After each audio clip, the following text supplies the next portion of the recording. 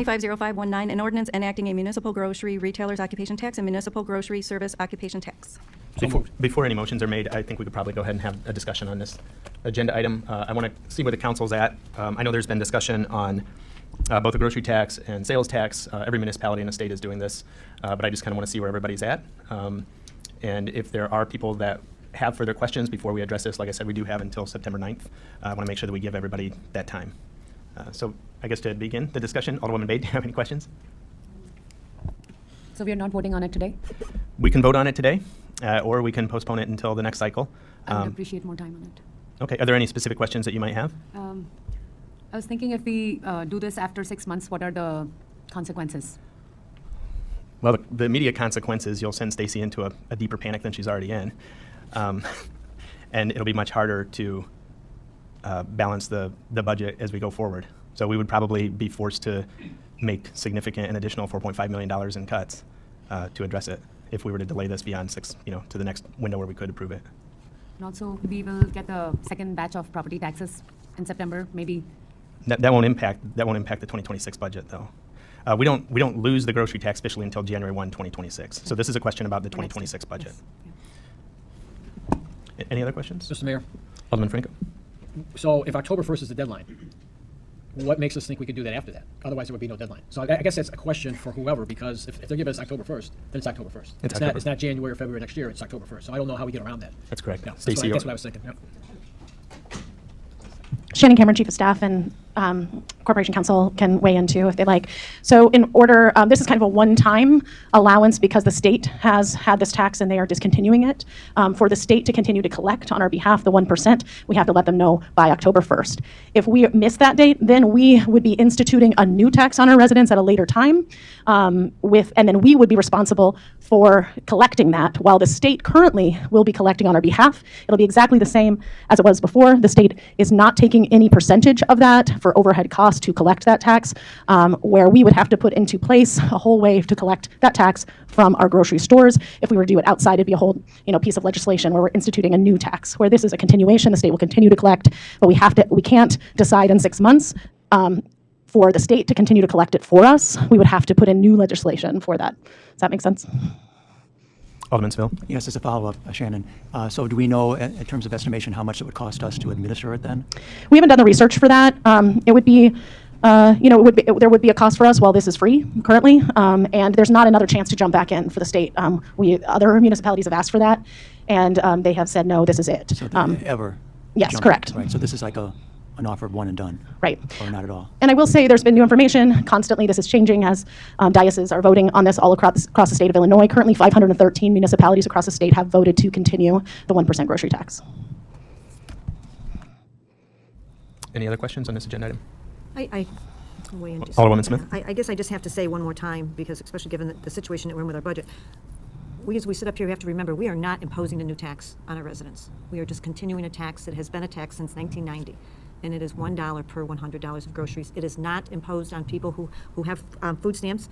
And please correct me if I'm wrong, aren't there some items that it's in shopping that it's not imposed on as well? So it is, as far as the tax goes, and using tax and fair in the same sentence is kind of an oxymoron, but it is as fair as it can possibly be. And we are not, and I know none of us want to impose new taxes on our residents, but that would not be what we were doing. So I am prepared to vote today, so I guess we can see what everyone else wants to do. Any other members? Questions or comments? Alderman Seville. Mr. Mayor, we've heard a lot of information this evening, and I share Brian Caputo's and Stacy's concerns, and it's going to take a little bit of work, and that means making hard decisions on the City Council when need be. Nobody wants to lay off employees, especially police and fire. Nobody's advising to do that, but there's going to have to be cuts, or somehow revenue increases. And I'm like-minded with Alderwoman Smith that this is not a new tax. It's $1 for every $100.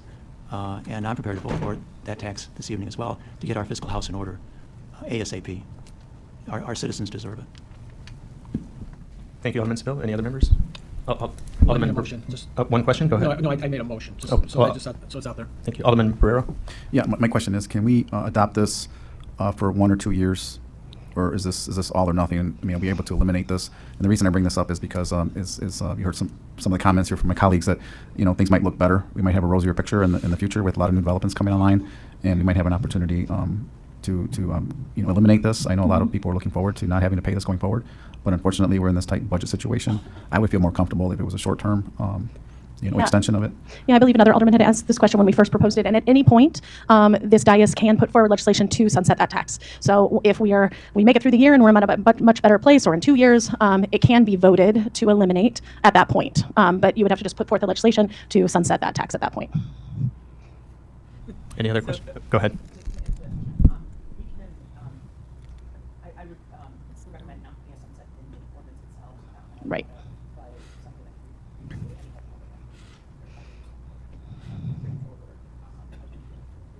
Yeah, repeal at any point if our budget is looking, we have some of that property tax, some hopefully our gaming taxes are through the roof, et cetera. Or a number of big grants come in to Yeah, highlight that'd Alderman be great, Franco's too. optimism. Yeah, I like it. Mr. Mayor, Alderman Bug. thank you. Really just more so for the residents and those listening. Understanding we're in a difficult situation, but this is not a tax that will move us forward. This tax will only keep us in the exact same place we're at. We've already collected this $4.5 million each and every year prior to this. Correct. And now the state is saying, we're not going to do it per se. We're going to put it upon you as a municipality. So if we do not go forward with this tax, we will go down $4.5 million. If we enact it or enact some other measure, and I don't know if anyone's going to bring that up, but we will be staying at the exact same plane. So that's very important to understand. This is not all those numbers that Ms. Peterson talked about that we're going to be looking at. This is not going to help us move $4.5 million toward that goal. It's just going to keep us right where we're at. Thank you, Alderman Bug. Alderman Larson. Yeah, I'm not sure if we're going to vote on this tonight, but I do have a statement that I would like to say on the subject. I have a lot of thoughts on this, so to try to prevent myself from talking too long, I did write it out. So first of all, since 2020, we've seen a lot of inflation. Goods have increased by around 25%, and income for most people has not matched that in that same amount of time. A lot of people are feeling the strain, even though we're talking about just 1% of our grocery expenses. This is significant for the growing number of people that are really struggling. And a number of residents have reached out to me and understandably don't want this tax to remain in place, and I want to represent them as well as I can, but we need to be realistic too. In a more ideal world, we would have a healthy budget. We had a long conversation earlier about it. And we would be able to vote this away and stop collecting these $4.5 million. But the ball's now that the ball's in our court. But the vote tonight is not going to be that simple. A no vote is not going to determine whether we pay this $4.5 million. It's going to determine how we pay that $4.5 million.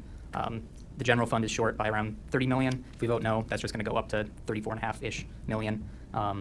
And regardless of whether our budget deficit is $30 million or $34.5 million, it seems likely that we're going to have to make a lot of cuts, which is not going to be good, and potentially increase property taxes. It seems unavoidable unless we get new revenue, money falls out of the sky, which would be really nice, but I'm not holding my breath on that. So I don't think any decision here is going to be good. But with that being said, I'm leaning towards just listening to what constituents have told me and voting against this. But to be realistic, this is going to probably result in a higher property tax to offset that slightly lower grocery bill that we're going to see. And because in the state of Illinois, rent control is banned, we are probably going to see increased rents if property taxes go up as well. So that's the realistic scenario. And one more point that I want to make is about civic engagement being very important. Some people have been very vocal about this tax, and I want to encourage that. But whether or not we pay this 1% going forward, grocery prices have increased a lot more than 1% since 2020. Everyone talks about egg prices. The largest egg producer and distributor in the U.S. is a corporation named Cal-Maine. In the calendar year 2020, they reported a net income of $67 million. And last year, during the calendar year of 2024, they reported a net income of $629 million. That's an increase of over 838%. And just in the first 2 quarters of this year, they've already exceeded all of last year. They're at $851 million. So I'm not trying to point the finger away from us and downplay the decision that we have to make that will impact Aurora's residents, but I just want to shed light on what is impacting the working class most significantly, other than this tax. So, the council is accessible in public meetings like this, and the residents get to vote for us, but no one can vote on the leaders of corporations that control every aspect of our existence. Our economic system is not a democracy, it is a dictatorship of a wealthy ruling class, and we have no control over them. So we do get to vote on some things. We get to vote for people who have the power to hold those corporations accountable for this blatant price gouging that's going on and that is really causing prices everywhere to skyrocket, like CalMaine. Unfortunately, a lot of politicians, especially out in DC, don't represent you and me. They represent people that are robbing us. So in conclusion, I want to encourage the passion that people have over this tax, but also encourage a proportional amount of passion over the people who are profiting grossly on the increasingly exploited working class. So I could go on for a long time, but just want to leave it at that. Thank you. Mr. Mayor, Thank you, Alderman Larson. Alderman Franco. I'm not sure that that's germane to this conversation, but I would ask my colleagues, prior to 2025, how many residents asked for this tax to be removed from the state of Illinois, asked you to fight that battle to remove this tax? The reason I say that is because nobody did. And nobody even knew about it. So when we hear about this now, it's because it's come up, but nobody had a problem with it before. So I just want to make sure that we all understand that this was not a problem coming into this year. And nobody asked for it before. So I just think we have to balance these thoughts when people say something like this, because whenever you give a person an opportunity to say no new taxes, they jump at it. But when they don't even know they're paying it or they're good with it, then there's crickets. So we need to understand that too. That's really what's happening out here. So I just want going forward, I think that's the reality of this. I don't think some of the stuff we talked about is germane to the conversation. We are talking about math. And the math will tell you that right now we are not in a position to do this. And $4.5 million is a big deal, and we have to address that. And that is really the narrow scope of what we're looking at right now. Thank you, Alderman Franco. Any other members wish to offer comments or have questions? Alderman Masiacos. Thank you, Mayor. A lot has been said here today. I don't know which front first to think about, but I commend you for coming and just giving us an opportunity to participate in the subject and decide as a city council whether we want to move forward with the 1% or not when it's all said and done. But whether we hold it here today or not, my opinion on how to proceed is not going to change. I know some people have to make a decision also as well for the city, but I also have to also look at my ward. And one of the biggest challenges that I have is when I pull out of my driveway on Saturdays, I drive by the high school and I see a lot of cars snaked from the back parking lot all the way around from the Mary Wilkinson food pantry, trying to get food. I see people in the grocery carts literally walking with a grocery cart or with bags to or from Mary Wilkinson. So there are challenges out there. I know that my wife and I personally can probably afford to maintain that 1%, but based on what I see in and around my community, will be a no vote on this tax proposal. Any other alder people? So we do have a motion. Alderman Franco made a motion. I don't know if there's a second. Second by Alderman Seville. Before we vote, I just want to say that councils across the state of Illinois have wrestled with this very same question based on actions taken by the Illinois General Assembly. I appreciate all the opinions that have been brought here, the civility of the discourse, and we're clearly not out of the woods yet as a city, and I hope that the civility and open dialogue continues as we, as a council, continue to make tough decisions for the community ahead of us. That being said, I'll ask the clerk to please call the roll. Alderman Barrero? Pass. Alderwoman Garza? No. Alderman Masiacos? No. Alderman Nunez? No. Alderman Franco? Yes? Alderman Seville? Yes. Alderman Benuelos? Yes. Alderwoman Smith? Yes. Alderman Bug? Yes. Alderwoman Bade? No. Alderman Larson? No. Alderman White? Yes. Alderman Barrero? Yes. 7 yes, 5 no.